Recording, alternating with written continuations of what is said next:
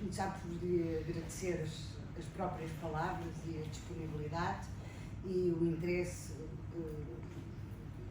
conjunto por estas áreas, a possibilidade de o ensino superior, as faculdades, seja do ponto de vista do conhecimento, seja também do ponto de vista da articulação de saberes e seja da relação entre todos os graus de ensino, se possa fazer, quer com este tipo de trabalhos, quer com outros que já aqui tivemos a oportunidade de assistir, mas sobretudo pela atitude, digamos, pela possibilidade de as universidades encararem isto como parte da sua função social e como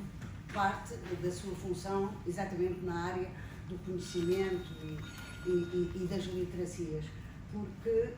os indicadores gerais apontam para as vantagens disso ser feito mais do que em partilha, mesmo em intercâmbio, e nós agradecemos que assim seja.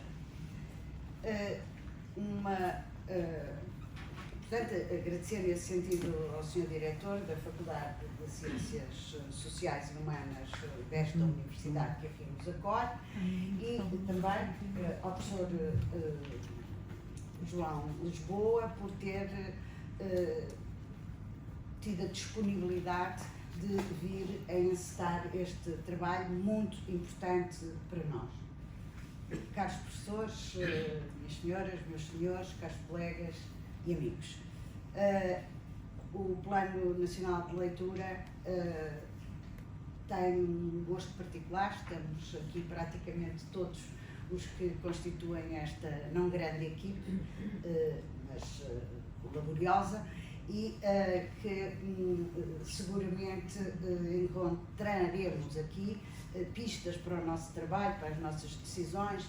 críticas para o modus operandi, e isso é motivo de grande satisfação para nós todos. Também uma palavra muito especial à equipe que, sob a coordenação do professor João Lisboa, levou avante este trabalho, e uma palavra, claro, muito de gratidão a quem aceitou estudar, ler e comentar este relatório. Começar por vos dizer que a avaliação do plano é, desde o momento em que nós começámos este projeto e somos comissárias deste Plano Nacional de Leitura 2027, que é para nós um ponto de honra a possibilidade de ter as atividades do plano avaliadas por trabalho externo, portanto, tratando-se de um olhar crítico de julgamento exterior a nós, é, portanto, entendido por nós como uma obrigação e uma necessidade. Uma obrigação moral e profissional, por se tratar de um investimento público, acrescidamente por essa razão, que deve ser julgado, interrogado, criticado e, naturalmente, melhorado. E uma necessidade para os próprios que trabalham, mas também para os dirigentes, nomeadamente os dirigentes políticos, e para assim ambos podermos corrigir caminhos e infletir algumas decisões e, sobretudo, ter evidências para essa mesma decisão. Esses ensinamentos e essas orientações para novas práticas são, com certeza, muito importantes, sempre muito importantes quando se trabalha numa política pública. Nós, os do Plano Nacional de Leitura, tudo fizemos para poder ter esta avaliação externa, por estas mesmas razões que vos disse. E isso foi conseguido com um apoio do POCH e com o apoio da Secretaria-Geral do Ministério da Educação, que nos acompanharam juridicamente, administrativamente, e nesse sentido eu tenho que reconhecer aqui os meus agradecimentos ao Dr. Joaquim Bernardo e ao Dr. Raul Capaz Coelho, bem como à sua qualificada equipe que nos ajudou em muitos procedimentos em que falhava a nossa literacia. Seguiu-se um procedimento administrativo e concursal, como teve a oportunidade de dizer, e, portanto, graças a um esforço particularmente da Elsa Conde, que foi quem coordenou este projeto do plano, aqui estamos para ouvir as explicações e a apresentação do documento em versão maior e em versão sumária, que aqui já foi distribuído à entrada aqui para este auditório. Este documento, que teve a coordenação do João Lisboa, em conjunto com a Paula Shoa e o Emanuel, como equipe, elaboraram e testaram um sistema de avaliação do Plano Nacional de Leitura no período de 17-20. E este período corresponde, portanto, à construção de um modelo, um sistema de avaliação que tem repercussões próximas futuras e uma testagem durante estes anos. Tratando-se, portanto, de uma avaliação externa, como é desejável e suposto acontecer, do nosso ponto de vista, fomos nós próprios, enquanto equipe, chamados a dar alguns esclarecimentos, algumas entrevistas, uma troca de ideias, aduzir algumas informações, tudo aquilo que os cientistas da matéria nos solicitaram. Isso que aconteceu connosco, aconteceu com outros parceiros, com outras entidades que são aqui nomeadas no estudo, e nós ajudámos, portanto, à construção de um conjunto de informações e ajudámos a agilizar alguns procedimentos, ajudámos nos contactos, a disponibilizar informações, notas, particularmente aqui a minha colega Hermínia Pires, que foi o elo de ligação com a Comissão, e, à parte disso, o nosso papel foi igual aos dos demais parceiros que vocês, ou intervenientes, que vocês, equipe científica, entendeu convocar. Chegou-se, portanto, a um modelo que nos vai ser hoje aqui explicado, como dizia, e que foi construído para ser um instrumento a usar nos próximos anos, sem prejuízo de comparações, críticas, correções que os tempos aconselharem e que, evidentemente, são sempre necessárias, mas num quadro de coerência que torna válidas as informações de agora para poderem ser comparadas com futuras práticas do Plano Nacional de Leitura. A própria aplicação do modelo, porque, como disse, tem um momento de construção e um momento de aplicação, essa aplicação vai também ela, por si, permitir algumas melhorias noutras aplicações futuras, porque, evidentemente, há uma situação de mudança em matérias desta natureza e, em particular, no que à leitura e à escrita diz respeito, e às literacias, devo dizer, assistimos à emergência de muitas novas formas de ler e de compreender o mundo que nos rodeia, e a literatura produzida sobre estas matérias evidencia exatamente que assim é, há muitas mudanças, que as diferentes tecnologias, do papel até às que vão surgindo, as tecnologias de comunicação, quer por outras práticas culturais que também têm acontecido, seja ainda pelas múltiplas linguagens que hoje constroem a capacidade de ler o mundo, tudo isso implicará seguramente algumas correções e alguns olhares novos, a acrescentar àquilo que hoje aqui vamos ter a oportunidade de ouvir. O percurso do Plano Nacional de Leitura, desde esta fase, o PNL 2027, tem-se norteado por aquilo que nós chamamos o nosso plano estratégico, 10 objetivos, 10 anos, que também tivemos a oportunidade de distribuir aqui à entrada. Portanto, indicam as muitas áreas de intervenção, os muitos setores, os diferentes públicos, sempre com o propósito de modificar e melhorar as qualificações, as competências e, evidentemente, os hábitos de leitura dos portugueses, que é o primeiro e último ponto que nos move. Conscientes, portanto, de um simultaneamente curto e longo processo que se sabia desde o princípio ser evolutivo e duradouro, 2017-2027, temos tido a preocupação de não fugir,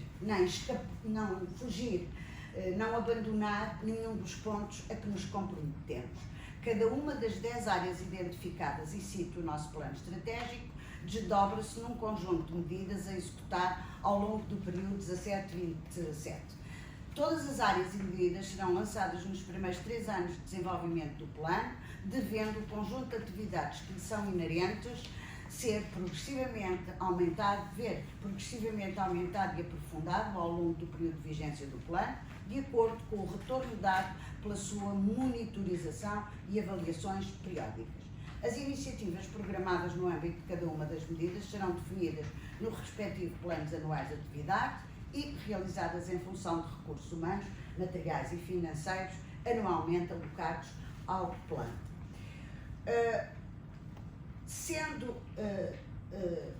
este o ponto, é natural que aqui também seja referido que a resolução que determinou este plano nomeava um aspecto que para nós foi muito importante, e posso dizer, pelo menos para mim e pela Elsa, que constituiu uma atração, uma expectativa positiva, um entusiasmo que contribuiu muito para nós aceitarmos esta liderança. E trata-se de ser um plano com um contributo designado interministerial e que contava, portanto, com o Ministério da Educação. O Sr. Ministro não está hoje aqui porque, como todos sabemos, obriga a sua presença no Parlamento, mas está a doutora Antonieta em representação do Sr. Ministro, o Ministério da Educação e muitas relações foram estabelecidas, se não todas, com o Ministério da Educação, mas também o Ministério da Ciência, o Ministério da Cultura e mesmo as autarquias locais. E é com pena que temos que dizer que isso não aconteceu. Este aspecto de se tratar de uma missão que tinha o contributo de vários ministérios e, portanto, assumia-se como interministerial, não foi possível avançar nestes anos em que nós estamos a trabalhar no plano e que a ausência dessa articulação entre os ministérios limitou muitíssimo, no nosso ponto de vista, a nossa ação e os nossos resultados e constituiu-se como alguma coisa que lamentamos que não tenha acontecido, porque diminuindo recursos, sejam intelectuais, sejam de conhecimento, sejam humanos, sejam financeiros, evidentemente que isso encurta sinergias, encurta criação e logo mais e melhores condições para novas oportunidades, mais robustas oportunidades. Estes efeitos nefastos, maiormente no que respeita às áreas mais frágeis do nosso plano de trabalho, e cito as do ensino superior e as do digital,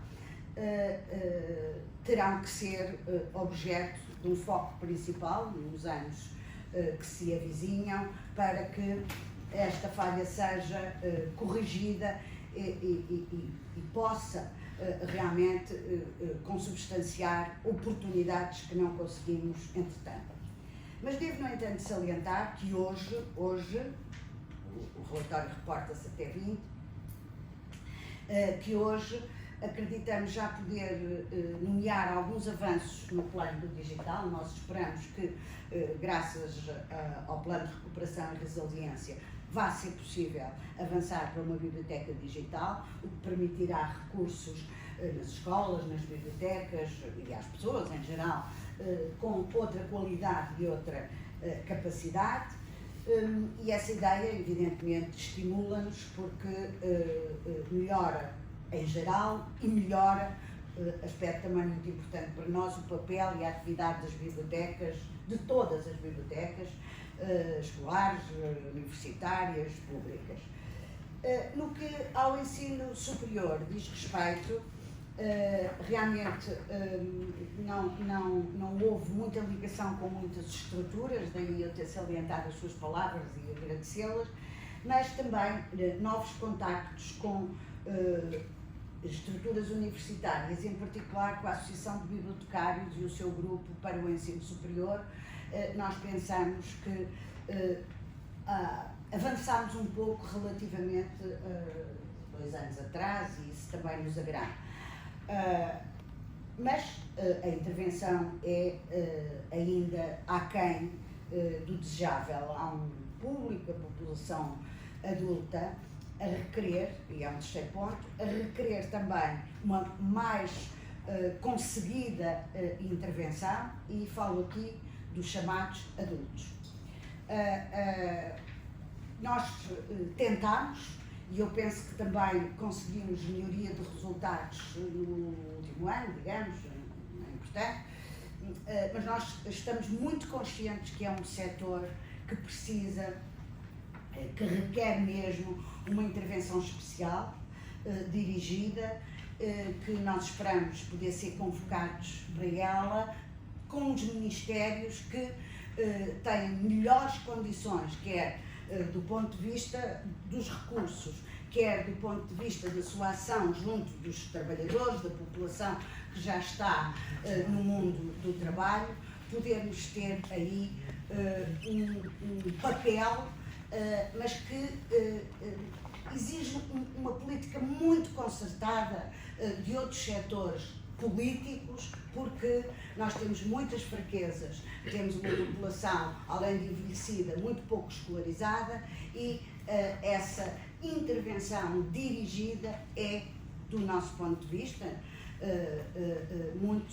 muito necessária. E, finalmente, dizer-vos que nos preocupa mais que tudo que as práticas leitoras e os níveis de literacia não se apresentem como desejaríamos. Muitos estudos demonstram, quer estudos nacionais, quer internacionais, que o desempenho, o nosso desempenho, não evidencia níveis muito altos, ou evidencia baixos níveis, não tenho medo das palavras. E mesmo sabendo que isto é um problema global, que isto é um problema mundial, que as questões da leitura hoje se colocam e são analisadas como um problema para muitas das sociedades, sobretudo aquelas ditas, nomeadamente aquelas ditas desenvolvidas, ou com maior grau de desenvolvimento, é imperativo que os indicadores do nosso país consigam ser melhorados, que os resultados sejam mais a contento daquilo que as sociedades hoje exigem. Não posso deixar de dizer que as estruturas e as desigualdades sociais, as grandes desigualdades sociais, que não são conjunturais, essas sim são estruturais. As grandes desigualdades sociais são aqui um fator com que temos sempre que entrar quando analisamos os nossos resultados. Também podemos evocar um aspecto mais circunstancial, como seja a pandemia, mas isto explica tão só uma parte dos nossos problemas. Não podemos deixar de os equacionar e o ponto é combater essas desigualdades e, no caso das das instituições que se dedicam à escolarização, torná-las inclusivas o mais possível para que as oportunidades sejam maiores, pese embora essa brutal desigualdade. A leitura e a escrita têm que ser, portanto, encaradas como um problema não só destas estruturas, mas de toda a sociedade, reclamando soluções mais radicais, implicando-nos a todos com medidas mais fortes, conjugadas, decididas, encaradas como um problema nacional, um problema de política pública, não só um problema de política pública da leitura, mas como um problema de política pública. E para fechar esta minha conversa, ocorreu-me, não sei porquê, citar o Dom Casmurro do Machado de Assis e dizer: não prometo vencer, mas lutar. Trabalharei com alma. Muito obrigada.